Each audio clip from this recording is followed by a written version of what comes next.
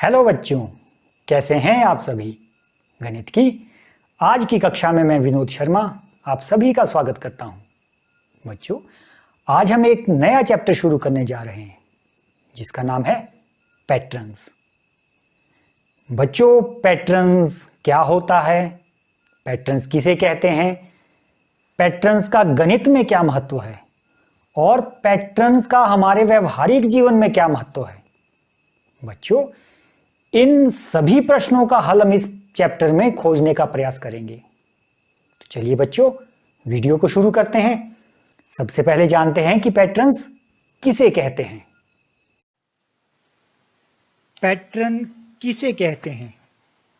बच्चों, जब हम एक या एक से अधिक आकृतियों को एक निश्चित क्रम में रखते हैं तथा उस क्रम को बार बार दोहराते हैं, उसे पैटर्न कहते हैं।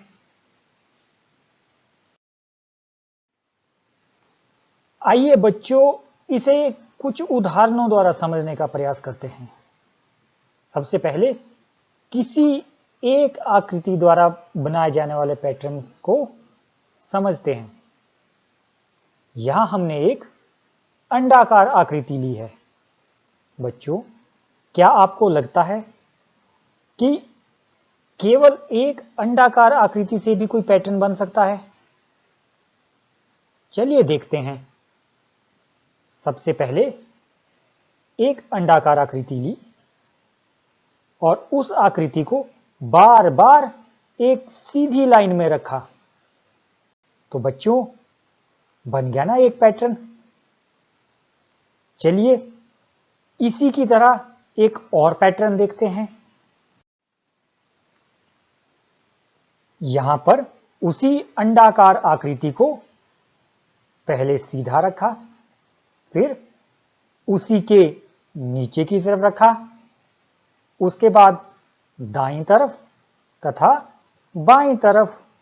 अरे वाह, ये तो एक सुंदर फूल बन गया। इसी तरह से जब हम इस आकृति को बार बार दोहराएंगे तो ये एक बहुत ही सुंदर पैटर्न बन जाएगा। चलिए बच्चों, अब देखते हैं एक से अधिक आकृतियों से किस तरह से पैटर्न बन सकते हैं। यहां हमने वही एक अंडाकार आकृति ली, साथ में एक त्रिभुज ले लिया। अब इन दो आकृतियों की मदद से हम एक पैटर्न बनाने की कोशिश करेंगे। चलिए देखते हैं। सबसे पहले अंडाकार आकृति, फिर त्रिभुज, फिर अंडाकार आकृति, फिर त्रिभुज, फिर अंडाकार आकृति, फिर त्रिभुज, फिर अंडाकार आकृति, फिर त्रिभुज।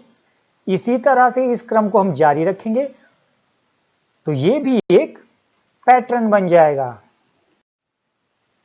चलिए बच्चों, इन्हीं दो आकृतियों से एक और पैटर्न बनाने की कोशिश करते हैं। सबसे पहले हमने त्रिभुज को लिया, उसके बाद अंडाकार आकृति, फिर से त्रिभुज को लिया, लेकिन इस बार त्रिभुज को उल्टा करके रखा, फिर उसके बाद फिर अंडाकार आकृति, त्रिभुज को फिर से लिया लेकिन इस बार सीधा करके, फिर अंडाकार आकृति ली, उसके बाद त्रिभुज को उल्टा करके। इसी तरह से जब हम इस क्रम को दोहराते रहेंगे तो आप देखेंगे कि यह भी एक पैटर्न बन गया। तो बच्चों, अब आप समझ गए हैं ना कि एक या एक से अधिक आकृतियों को एक निश्चित क्रम में बार बार दोहराने से पैटर्न बनता है। बच्चों, अब आप समझ गए हैं ना कि एक या एक से अधिक आकृतियों को एक निश्चित क्रम में बार बार दोहराने से पैटर्न बनता है। चलिए बच्चों, अब टीनू की बात करते हैं। टीनू का काम कपड़ों में विभिन्न आकृतियों द्वारा पैटर्न बनाना है। चलिए देखते हैं टीनू ने किस कपड़े पे कौन सा पैटर्न बनाया है। बच्चों, टीनू ने साड़ी में कुछ इस तरह से डिजाइन बनाए हैं, जबकि चादर में कुछ इस तरह से, और दुपट्टे में कुछ इस तरह से डिजाइन बनाए हैं। बच्चों, देखने में लग रहे हैं ना कि इन सब में टीनू ने अलग अलग डिजाइन बनाए हैं।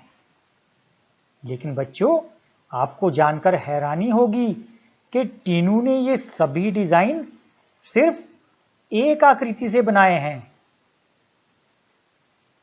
चलिए देखते हैं टीनू ने सिर्फ एक आकृति से इतने सारे डिजाइन कैसे बनाए। टीनू के पास सिर्फ एक आकृति थी जो ऐसी दिखती थी। अब टीनू ने इसे बार बार दोहराकर इतने सुंदर सुंदर से पैटर्न बना दिए। आइए देखते हैं टीनू ने ऐसा कैसे किया होगा। टीनू ने सबसे पहले इस आकृति को एक सीधी लाइन में बार बार दोहराया। उसके बाद उसने ऊपर से नीचे की ओर कोने में इसी पैटर्न को फिर से दोहराया। उसके बाद उसने नीचे की तरफ से एक सीधी लाइन में इस पैटर्न को दोहराया, लेकिन इस बार इस आकृति को उल्टा कर दिया। बच्चों, बीच के लिए टीनू ने इस आकृति को एक बार सीधा, एक बार उल्टा, फिर एक बार सीधा, एक बार उल्टा, इस क्रम में दोहराया। तो बच्चों, बन गए ना ये साड़ी के डिजाइन। चलिए बच्चों, देखते हैं टीनू ने इस आकृति की सहायता से चादर में कैसे डिजाइन बनाए होंगे। टीनू ने सबसे पहले इस आकृति को लिया और उसे सीधा करके रखा। उसके बाद उसने उसी आकृति को उल्टा करके पहले वाली आकृति के नीचे रख दिया। अब उसी आकृति को टीनू ने तिरछा करके दाईं तरफ रखा तथा उसके बाद बाईं तरफ रखा। तो बच्चों, इसी पैटर्न को बार बार दोहराकर टीनू ने चादर का डिजाइन बनाया। चलिए बच्चों, अब देखते हैं इसी आकृति की सहायता से टीनू ने दुपट्टे में कैसे डिजाइन बना दिए। दुपट्टे में डिजाइन बनाने के लिए टीनू ने सबसे पहले इस आकृति को बार बार एक खड़ी रेखा के रूप में दोहराया। उसके बाद टीनू ने इसी आकृति को बार बार खड़ी रेखा के रूप में ही दोहराया, लेकिन इस बार आकृति को उल्टा कर दिया। बच्चों, तीसरी लाइन में टीनू ने वही किया जो उसने पहली लाइन में किया था, यानी आकृति को सीधा रखकर बार बार ऊपर की तरफ दोहराया। और बच्चों, अब आपको मालूम है ना कि चौथी लाइन में टीनू क्या करेगा? वही जो उसने दूसरी लाइन में किया था, यानी आकृति को उल्टा करके बार बार नीचे की तरफ दोहराएगा। इसी क्रम को बार बार दोहराकर टीनू ने दुपट्टे का डिजाइन तैयार कर लिया। तो बच्चों, देखा ना आपने, इसी तरह से टीनू ने एक ही डिजाइन से, एक ही आकृति से साड़ी, चादर और दुपट्टे का डिजाइन बना दिया। तो देखा बच्चों आपने, टीनू ने किस तरह से केवल एक आकृति द्वारा साड़ी पर, चादर पर और दुपट्टे पर अलग अलग तरह के और इतने सुंदर सुंदर पैटर्न बना दिए। बच्चों, आज की वीडियो में इतना ही। अगली वीडियो में फिर मिलेंगे कुछ गणित से संबंधित पैटर्न्स के साथ।